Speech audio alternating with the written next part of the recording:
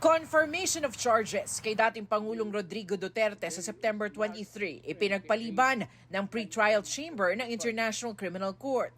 Wala pang petsa kung kailan ito itutuloy ng ICC.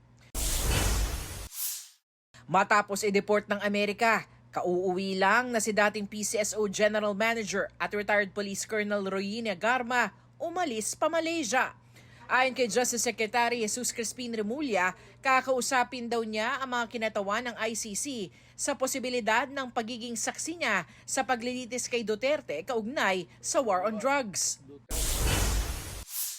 Sa gitna ng paghahanap sa mga missing sabongero, may mga bagong butong nahango ang Philippine Coast Guard sa Taal Lake.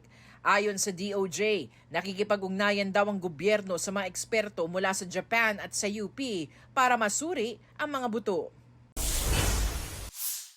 Aspin na si TikTok na nasagip matapos punteriyahin ng mga pana at lumahok pa sa fun run kamakailan, pumanaw na.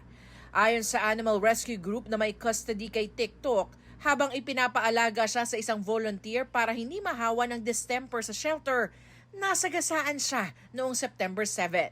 Giit nila, walang may gusto ng nangyari. Sanima Refra, nagbabalita para sa GMA Integrated News.